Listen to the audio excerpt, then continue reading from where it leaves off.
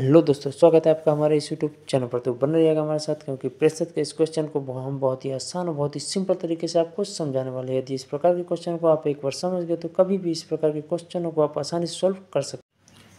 Question में दिया गया है, एक चुनाव में एक उम्मीदवार दूसरे उम्मीदवार से 420 वोटों से हार जाता है, जबकि उसे मात्र 43% वोट मिले। डाले गए कुल वोटों की संख्या बताइए। दोस्तों, एक चुनाव हुआ जिसमें कि जो व्यक्ति हार गया उसको क्या है 43% वोट मिले हैं, ये बताया गया है। और वो कितने वोटों से हार गया? 420 वोटों से उसकी क्या हुई है? हार हुई है। तो बोला गया है कुल वोटों की संख्या ज्ञात कीजिए। तो चलिए शुरू करते हैं। हमको सबसे पहले क्या है, माना वोटों की कुल संख्या x थी। क्या लिखेंगे? माना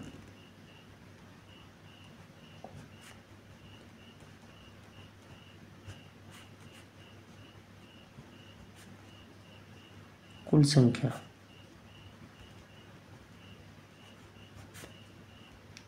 क्या था? x थी। माना वोटों की कुल संख्या x थी। तो हारने वाले उम्मीदवार, लिखिए हारने वाला उम्मीदवार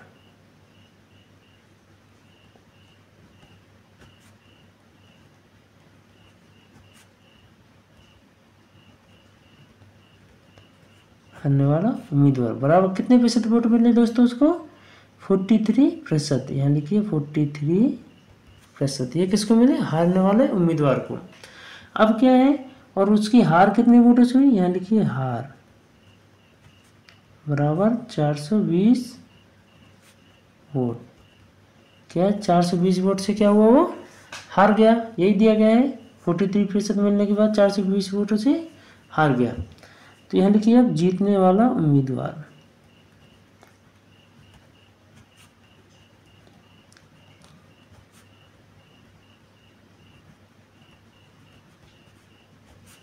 जीतने वाला उम्मीदवार बराबर।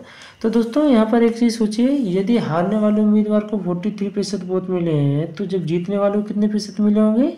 57%। 57 क्यों? टोटल 100% होता है। 100 में से यदि हम 43 माइनस कर दिए तो कितना बचा? 57% बच गया। जीतने वालों को कितने प्रतिशत वोट मिले? 57% वोट मिले। अब बोला गया है कि कुल वोटों की संख्या ज्ञात कीजिए।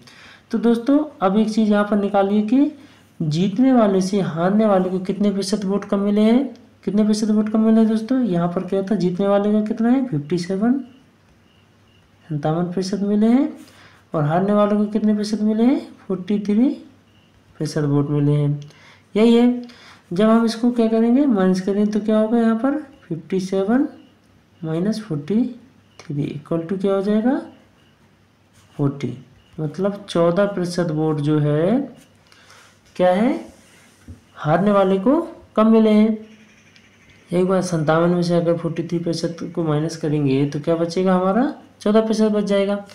तो यहाँ पर दोस्तों एक चीज़ देखिए आप, यदि कोई पूछता है कि हारने वाले व्यक्ति को कितने प्रतिशत वोट कम मिले हैं तो क्या होगा? 14% वोट कम मिले हैं। और यदि वोटों की संख्या पूछा जाए कि कुल कितने वोट कम मिले हैं तो कितने वोट कम मिले हैं? 420 वोट कम मिले हैं। तो यहाँ पर क्या किया गया है, क्या हुआ है कि x का 14% 420 है। ये बन जाएगा। यहाँ पर कुल संख्या x थी, उसका 14% 420 है। तो यहाँ पर क्या है, क्या लिखेंगे हम? x का कितने प्रतिशत? 14% बराबर कितना दिया दोस्तों? 420। यही दिया गया है। तो अब इसको सॉल्व कीजिए। x into 14 divide by 100 equal to 420। यही होगा। यहाँ पर 14 का x के साथ मल्टीप्लाई कीजिए तो यहाँ क्या आ जाएगा? 14x इक्वल टू 100 का 420 के साथ मल्टीप्लाई होगा। यहाँ तो जाकर के 3 गुणा होगा तो 420 इंटू 100। इसलिए यहाँ पर क्या आएगा दोस्तों? x बराबर क्या आ जाएगा? 420 इंटू 100 डिवाइड बाई 14 आएगा। क्यों आएगा? ये x में मल्टीप्लाई के साथ है, जब यहाँ जाएगा तो क्या है? डिवाइड में हो जाएगा। अब इसको क्या कीजिए आप? 14 से काट दीजिए। 14 एकम 14, 14 3 42। यहाँ क्या आ जाएगा? 30। ये हुआ।